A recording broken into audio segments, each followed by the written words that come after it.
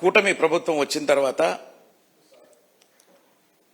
మరి WhatsApp governance సేవలు వినియోగించే విధంగా మనమిత్ర యాప్ అనే దాన్ని ఒకదాన్ని తీసుకురావడం, అది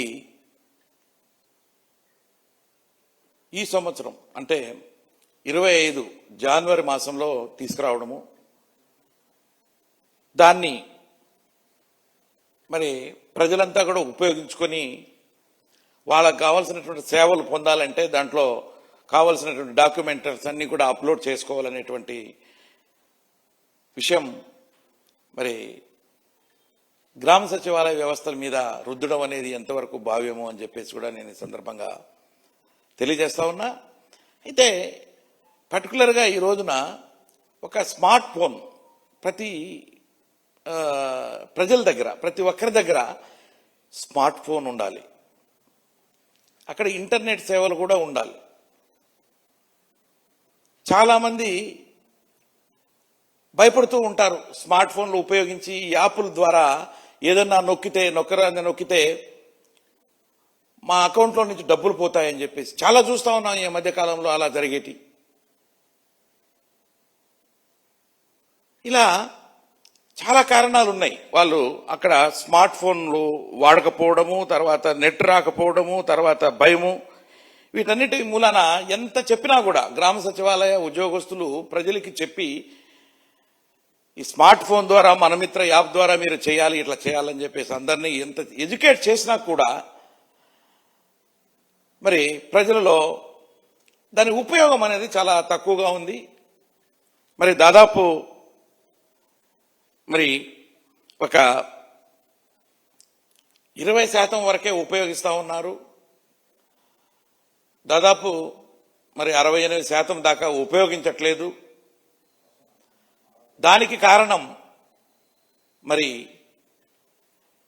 గ్రామ సచివాలయ ఉద్యోగస్తులుగా చేసి ఆ శాఖ యొక్క సంచాలకులు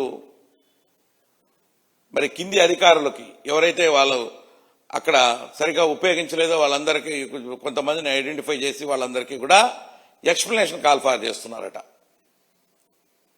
అంటే ఎంతవరకు సబబు? ఈరోజు మీరు సక్రమంగా ఉద్యోగస్తులు చేసేటువంటి పనుల్ని ఉద్యోగస్తులు చేయనిస్తున్నారా? గ్రామ సచివాలయ శాఖతో పాటు ఉన్నటువంటి వాలంటీర్ వ్యవస్థని మీరే రద్దు చేశారు.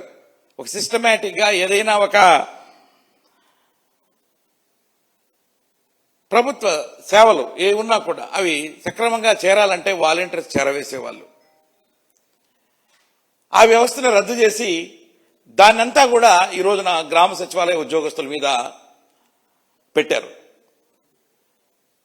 అయినప్పటికీ కూడా వాళ్ళు ఎవరైతే వాలంటీర్ చేస్తారో ఆ ఉద్యోగాలు ప్రకారంగా వీళ్ళ జాబ్ చాట్లో లేకపోయినా కూడా వీళ్ళు ఇంటింటికి తిరిగి వాలంటీర్ చేసే పనులు కూడా చేస్తున్నప్పటికీ కూడా ఇన్ఫర్మేషన్ ఏదొచ్చినా కూడా ఈరోజు ప్రభుత్వంలో చేయాల్సింది గ్రామ సచివాలయ ఉద్యోగస్తులే. ప్రతి ఇంటిళ్ళు తిరగాల, దానికి టైం లేదు. దానికి తగ్గట్టుగా ఒక పండగ సెలవు లేదు, సాధారణ సెలవులు ఏవి కూడా లేవు వాళ్ళకి. దాంతోపాటు ప్రజలు మరి యాప్ను వాడకపోతే కూడా ఉద్యోగస్తులకి మరి వాళ్ళ యొక్క బాధ్యత ఎంతవరకు ఉంటుంది? ఈ విధంగా ఈ రోజున ప్రభుత్వము ఉద్యోగస్తులను వేధిస్తూ ఉంది. ఇది మంచి పద్ధతి కాదు. ప్రభుత్వం ఏదో ఆ రోజు చెప్పింది ఎన్నికల సమయంలో, మేము వస్తే ఉద్యోగస్తులంతా కూడా చాలా బాగా చూసుకుంటామని. ఇదేనా మీరు చూసేది? ఉన్నటువంటి ఉద్యోగ వ్యవస్థలో అందరినీ చాలా మందిని ఇళ్లకు పంపించి కొంతమంది మీద ఆ భారం అంతా మోపి వాళ్ళ పని కాకపోయినా కూడా ఈ పని మీరు సక్రమంగా చేయట్లేదు, అది చేయట్లేదు, ఇది చేయట్లేదు అని చెప్పేసి వాళ్ళని బాధ్యులు చేయడమా, మీరు ఉద్యోగస్తుల్ని మంచిగా చూడడం అనేది నేను క్వశ్చన్ చేస్తా ఉన్నా ఈరోజు ప్రభుత్వాన్ని. మరి దానికి తోడు పాపం వాళ్ళంతా కూడా ఇంటింటికి తిరిగి కలెక్ట్ చేసేటువంటి ఇన్ఫర్మేషన్ అన్ని కూడా వీళ్ళే చేస్తా ఉన్నారు. ఇప్పుడట దాదాపు ఒక 28,000 మందిని ఐడెంటిఫై చేసి వాళ్ళందరికీ కూడా మెమోలు ఎక్స్ప్లెనేషన్లో ఇస్తున్నారట. అదంతా కూడా ఈ మధ్యలో జరిగినటువంటి 17, 18వ తారీఖు కలెక్టర్ల సమావేశంలో డిస్కషన్స్కి వచ్చినప్పుడు ప్రజలు ఈ మనమిత్ర యాప్ అనేది సరిగ్గా వాడట్లేదు అని వచ్చినప్పుడు దానికి కారణాలేంటి? నీ ఇన్కాపబిలిటీ, ప్రభుత్వానికి ఇన్కాపబిలిటీ. నువ్వు సక్రమంగా వాళ్ళకి మరి ఫోన్లు ఏమన్నా మీరు సమకూరుస్తున్నారా? వాళ్ళకి స్మార్ట్ ఫోన్లు ఇస్తున్నారా? లేకపోతే ఇంటర్నెట్ ఫెసిలిటీ ఏమన్నా మీరు వాళ్ళకి ఇస్తున్నారా? మరి ఇవన్నీ లేకుండా వాళ్ళలో ఉండేటువంటి భయాన్ని పోగొడుతున్నారా మీరు? అక్కడికి వెళ్ళి ఎంత చెప్పినా కూడా వాళ్ళ దగ్గర జరిగినటువంటి వాళ్ళ యాప్ల ద్వారా మోసాలు జరుగుతున్నాయి. కొంతమందికి బ్యాంకులలో డబ్బు కూడా పోతా ఉంది.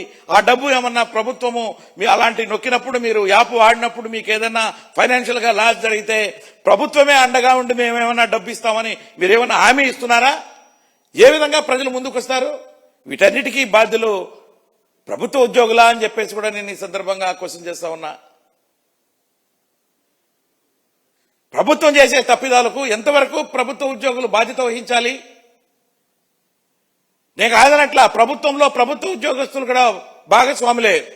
ఎందుకంటే ప్రభుత్వంలో డిసిషన్స్ తీసుకుంటే దాన్ని ఇంప్లిమెంట్ చేయాల్సింది ప్రభుత్వ ఉద్యోగస్తులు.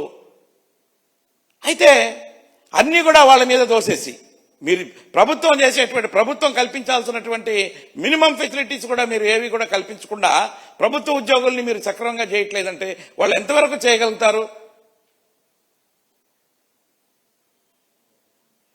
కాబట్టి ప్రభుత్వము ప్రతి చిన్న విషయాన్ని కూడా ఉద్యోగుల మీద నెట్టి వాళ్ళని బాధ్యులు చేయకుండా మరి గ్రామ సచివాలయ వ్యవస్థని ఇప్పటికే ముక్కలుగా చేశారు. మీరు రకరకాలుగా ఏదేదో చేస్తున్నారు. ఎందుకంటే ఆ వ్యవస్థను తీసుకొచ్చింది జగన్మోహన్ రెడ్డి గారు కాబట్టి దాని పేరు మార్చాలా అని చెప్పి ఈ మధ్యన మరి మొన్న పేరు మార్చుతున్నారు. ఈ వ్యవస్థనే మరి నామరూపాలుగా లేకుండా చేయాలనేటువంటి ఉద్దేశం ఈ కుటుంబ ప్రభుత్వానికి ఉన్నదా అని చెప్పేసి కూడా నేను ఈ సందర్భంగా క్వశ్చన్ చేస్తా ఉన్నా. బ్రహ్మాండంగా మరి గత 5 ఏళ్లలో ప్రజల వద్దకి గడప వద్దకే మరి ప్రతి ఒక్క వెల్ఫేర్ స్కీమ్స్ అందినటువంటి సంఘటన ఈ రాష్ట్రంలో జరిగింది. గ్రామ సచివాలయాల ద్వారాను, వాలంటీర్స్ ద్వారాను. అలాంటి వ్యవస్థని నాశనం చేసేసి ఈ రోజున మీరు మరి ఉన్నటువంటి ఉద్యోగస్తుల్ని భయభ్రాంతులకు గురి చేయడం అనేది పద్ధతి కాదు, మానుకోవాలి. మరి ఉద్యోగులకి మీరు అదేవిధంగా ఉద్యోగులకు రావాల్సినట్టు ఏ ఒక్కటి కూడా ఇవ్వకుండా మీరు కాలయాపన చేస్తా ఉన్నారు. మరి రేపు 1వ తారీఖు వస్తా ఉంది, ఇంకొక డిఏ వస్తుంది, 4 డిఏలు. ఒక పక్క డిఏలు 4 ఉంటే పిఆర్సీ లేదు, ఐఆర్ ఇస్తామన్నారు. మేము వచ్చిన తర్వాత ఐఆర్ లేదు. ఉద్యోగస్తులకు రావాల్సిన ఫైనాన్షియల్ గా రావాల్సింది ఏ ఒక్కటి ఇవ్వట్లేదు. వాళ్ళ సొమ్ము కూడా మీరు వాడుకుని దాదాపుగా 34,000 కోట్ల రూపాయలు ప్రభుత్వం వాడుకుని మరి ఉద్యోగస్తులకు రావాల్సినటువంటి పెన్షనరీ బెనిఫిట్స్ కానీ, అదేవిధంగా జీపీఎఫ్లు కానీ, మెడికల్ బిల్స్ అయితేనేంటి, మరి ఇలాంటి అన్ని కూడా ఏపీజేలే ఇలాంటి అన్ని కూడా ఏ ఒక్కటి కూడా ఉద్యోగస్తులకు ఇవ్వకుండా కాలయాపన చేస్తూ మరి కాకమ్మ కబుర్లు చెబుతూ సంపద సృష్టిస్తాము, సంపద సృష్టిస్తూనే ఉద్యోగస్తుల యొక్క ఇవన్నీ కూడా ప్రాబ్లమ్స్ సాల్వ్ చేస్తామంటున్నారు. మరి మాకైతే నమ్మకం ఉండట్లా.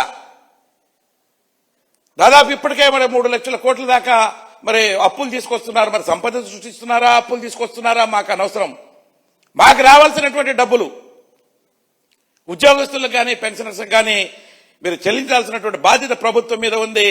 ఇలా కాలయాపన చేసుకుని కళ్ళబుల్లి మాటలతో ఎంతవరకు కాలయాపన చేస్తారు అని చెప్పేసి కూడా నేను ప్రభుత్వాన్ని మరి ఈ సందర్భంగా తెలియజేస్తూ ప్రతిదాన్ని కూడా ఉద్యోగుల మీద పెట్టి వాళ్ళని బాధ్యులు చేయొద్దు అని చెప్పేసి కూడా నేను ఈ సందర్భంగా ప్రభుత్వానికి మరి హెచ్చరిక చేస్తూ ఉన్నానని చెప్పేసి కూడా ఈ సందర్భంగా తెలియజేస్తా ఉన్నా.